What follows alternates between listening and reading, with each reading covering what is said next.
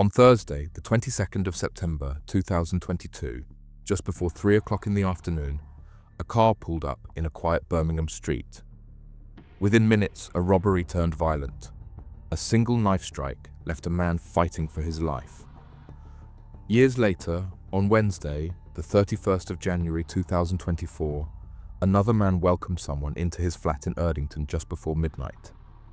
Behind that closed door, something brutal took place.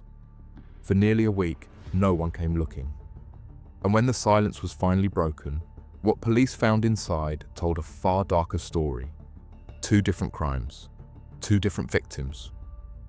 Both carried out in ordinary places, in broad daylight and behind closed doors, by men who thought they could outsmart the system. This is the story of Richard Hopley and Wallace Webb, and how the police exposed the men responsible. Welcome to UK Crime Documentaries. Let's get straight into the case. Richard Hopley was 43 years old. To those who knew him best, he was a kind son who had struggled for years with addiction. His dependency had pushed him into a dangerous world, one where debts and disputes were settled with violence. By 2022, he was working as a driver for a Birmingham drug dealer. It was a role that kept him on the edge of the trade, close enough to earn money, but never far from danger. The roots of the conflict that led to his death began with something small, a fake £20 note. Nicholas Stallard, a long-time user, had handed it over to the dealer known locally as Ace. That single act caused a rift between them and set in motion a chain of events that would spiral out of control. Stallard was angry and saw an opportunity for revenge. He and his associate, Paul Hales, aligned themselves with 2 others who had their own motives.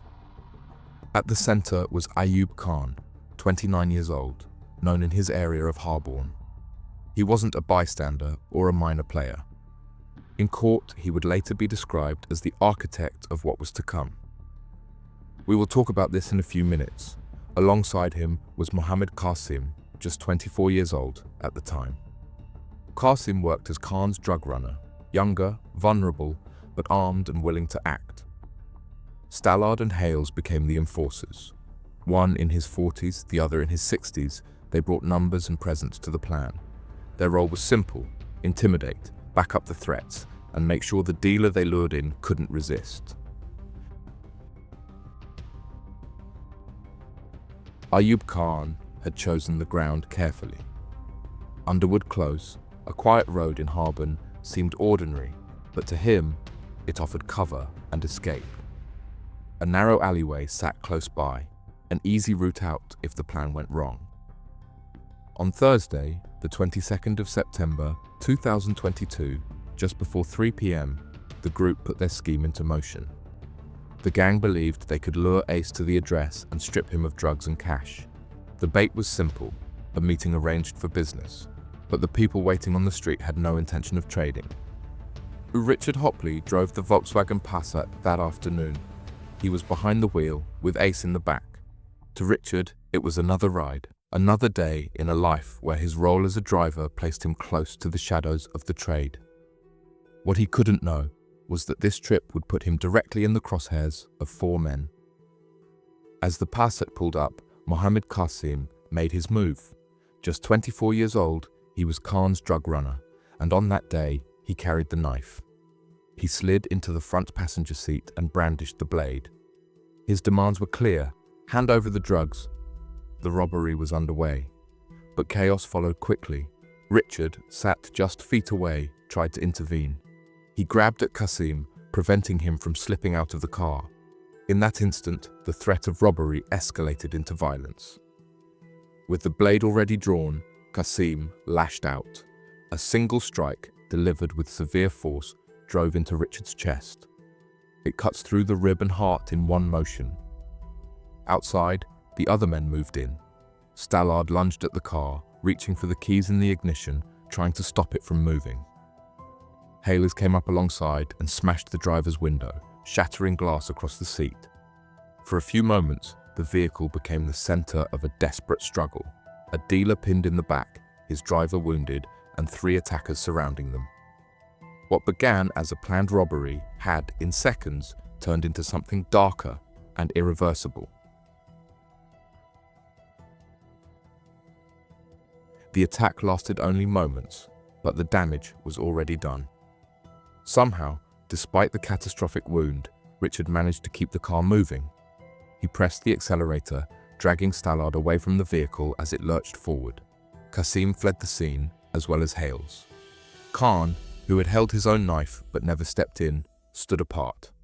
In seconds, the four men scattered and left the scene. On the other hand, Passat travelled a short distance, swerving across the narrow residential roads. Richard tried to keep control, but the injury and the blood loss was too severe, his grip weakening with every passing second. Around half a mile from the ambush, on Metchley Lane in Harborne, the car left the road and struck a parked Mercedes. Passers-by and residents were the first to notice and came running from nearby houses, and someone dialed 999. Emergency services arrived within minutes. They worked desperately to revive him, but the wound was fatal. The single strike had been delivered with such force that his fifth rib had been severed. Nothing could be done, and he was declared dead at the scene. Police cordoned off the area quickly. The blood on Richard's clothes, the broken window, and the accounts of witnesses pointed to a violent struggle that hadn't ended with the crash. The crash on Metchley Lane left little doubt about what had happened. Within hours, detectives from West Midlands Police's homicide team began piecing together the attack. Detectives began with CCTV.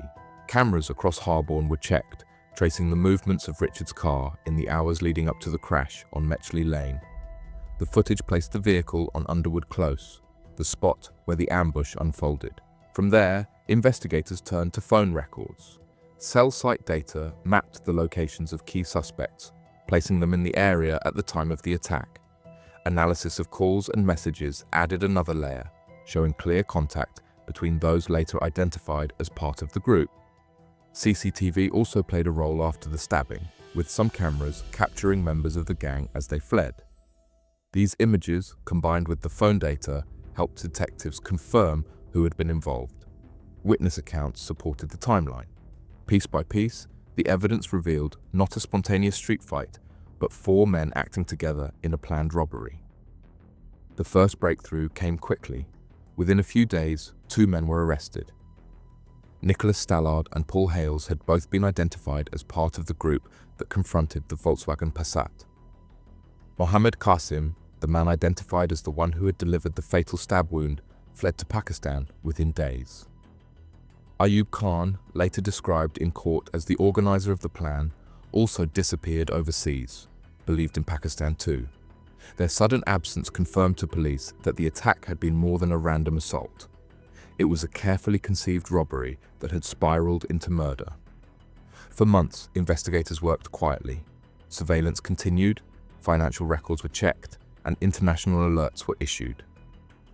Detectives were certain the two missing men would one day return, and when they did, they would face the same scrutiny as the accomplices already in custody.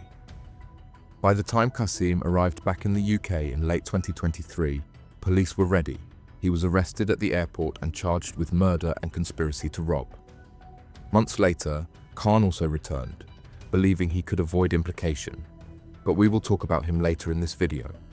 The case had become a rolling investigation, trials unfolding in stages as each man was caught. But there was one key figure who never appeared on the surface, the dealer known only as Ace, the man whose dispute with Stallard had triggered the plan in the first place. He fled the scene soon after Richard's death and has never been traced. To this day, he remains outside the reach of police and the courts. The first men to face justice were Nicholas Stallard and Paul Hales. They were not accused of delivering the fatal stab wound, but the prosecution made clear that their role in the robbery was active and violent. At Birmingham Crown Court, both were charged with manslaughter and conspiracy to rob. The jury accepted their involvement, and in 2023, they were convicted. Stallard, then 43, was sentenced to 13 years in prison. Hales, aged 65, received 10 years. For Richard's family, it marked the beginning of accountability. though they knew two of the men most responsible were still overseas. The second major trial came months later when Mohammed Kashim returned to the UK. He denied murder, claiming instead that the dealer in the back seat had been the one to lash out with the knife. It was, he argued, an accident that had fatally wounded Richard as the car was attacked. The jury rejected his account. CCTV, phone evidence, and forensic detail placed him at the center of murder. The court ruled that Qasim played a central role and that the knife was not produced by chance. Judge Paul Farah, KC, told him he had intended to kill, even if the attack had not been premeditated. Qasim, then 24, was convicted of murder and conspiracy to rob. He was sentenced to life imprisonment and to serve a minimum of 30 years. Ayub Khan managed to stay beyond the reach of British justice for more than a year. In Pakistan, he married and started a family, building a new life while the men he left behind faced trial. But in September 2023, he returned to the UK, believing he could avoid implication. His gamble would collapse in the courtroom. At trial, Khan attempted to distance himself from the role prosecutors described as central. He presented himself as a man of limited capacity, someone with learning difficulties, low intelligence, and little influence over those around him. Psychological assessments initially appeared to support his claims, with one expert suggesting he had an IQ of just 47, but the deception unraveled by a second psychologist who reviewed his case and concluded he was of average intelligence, fully aware of his actions and the choices he had made.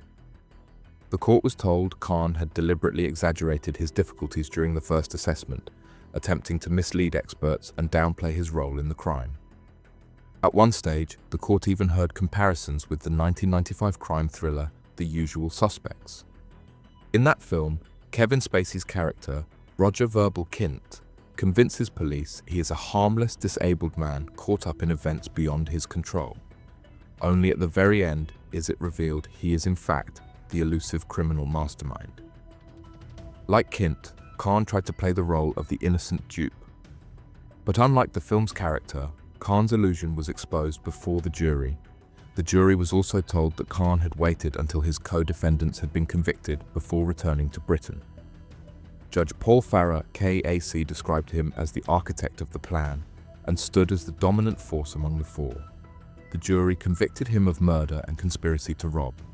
He was sentenced to life imprisonment, with a minimum term of 30 years before parole could even be considered. At the heart of the second case were two very different men whose paths crossed in the early weeks of 2024. Wallace Webb was 65 years old. To his neighbours and those who knew him best, he was remembered as kind-hearted, compassionate, and deeply committed to fairness. He had once served briefly as a local councillor, motivated by a desire to help others in his community. In more recent years, he worked as a chef in a care home, where colleagues said his love of cooking and care for people shone through. His family described him as someone who would do anything for anyone.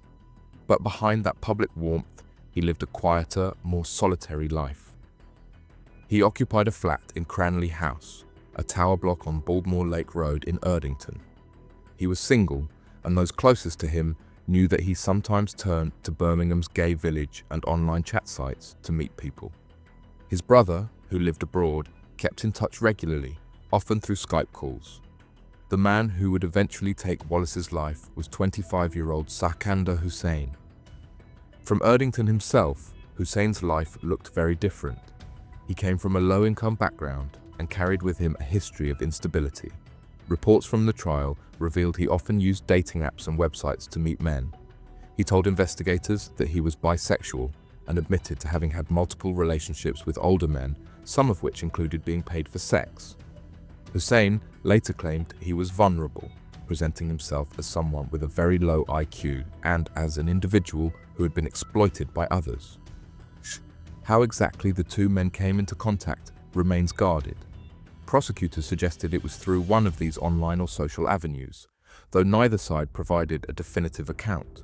What is certain is that by the end of January 2024, Hussain and Webb had arranged to meet, an arrangement that would end in violence and tragedy.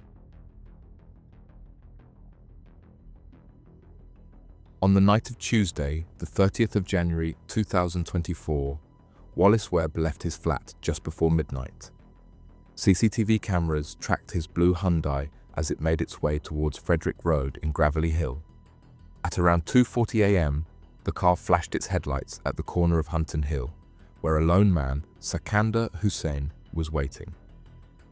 By 2:55 a.m., the car returned to Baldmore Lake Road.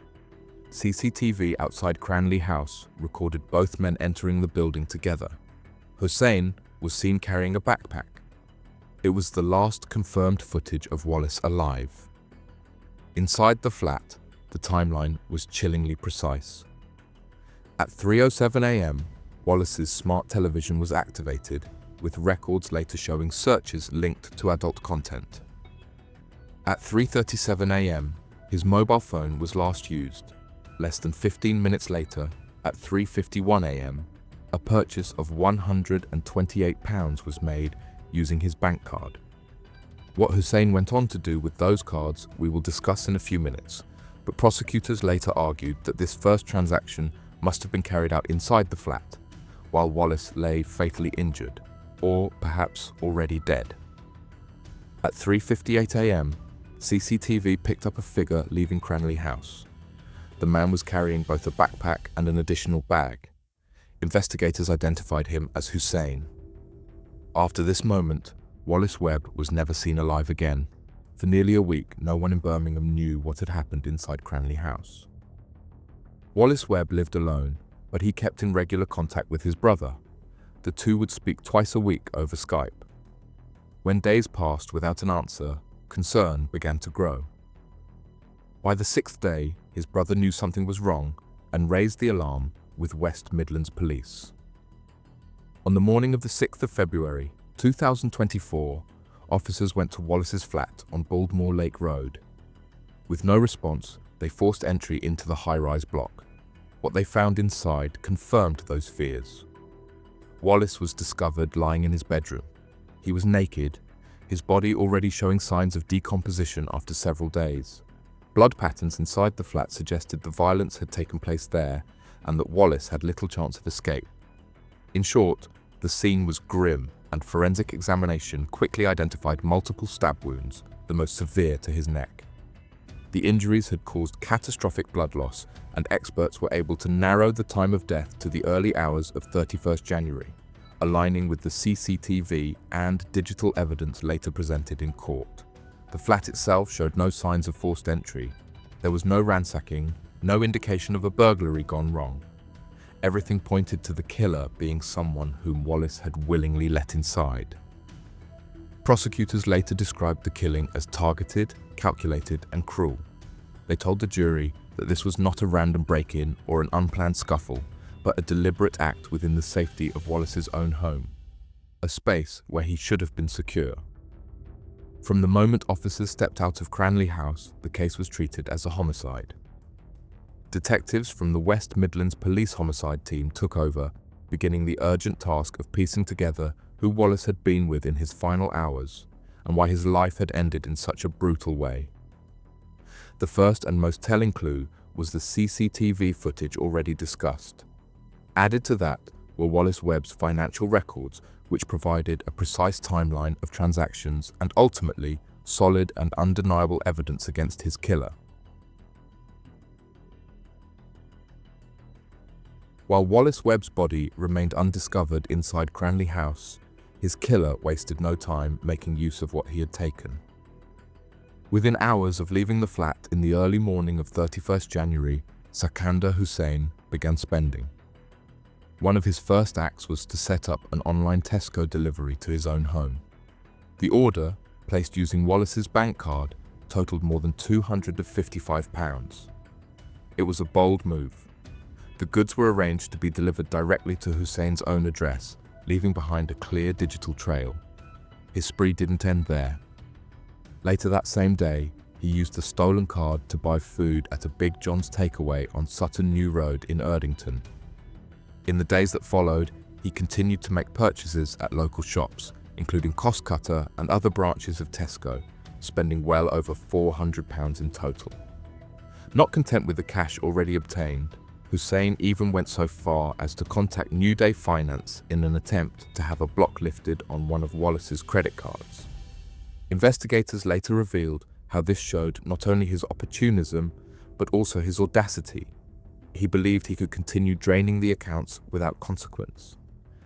Perhaps most chillingly, Hussein returned to Cranley House in the days after the killing. Detectives later confirmed his presence back at the tower block, though what he did there remains uncertain. Whether it was an attempt to retrieve something or simply a show of arrogance, it added to the picture of a man who felt untouchable. Throughout this time, Hussein showed no sign of remorse and made no attempt to disguise his involvement. The very actions he took to benefit himself in those days became some of the most important evidence against him.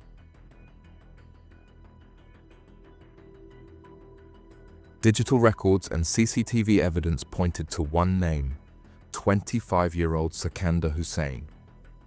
On 7th February 2024, just a day after Wallace's body had been discovered, officers moved in and arrested him at an address on Ingleton Road in Birmingham. From the very beginning, Hussein tried to distance himself from the killing. His first explanation was elaborate. He told investigators he had been blackmailed by another man he claimed to have met in a sauna. According to this story, he had only been looking after Wallace's belongings under duress, and others were to blame for the violence. Detectives quickly revealed the flaws in his account, and as the evidence against him mounted, Hussein changed direction. By the time the case reached Birmingham Crown Court, Hussein had admitted to fraud, acknowledging that he had used Wallace's bank and credit cards in the days after his death. But on the charge of murder, he pleaded not guilty. He claimed instead that he had acted in self-defense, insisting that Wallace had attacked him first and that the fatal stabbing was not deliberate.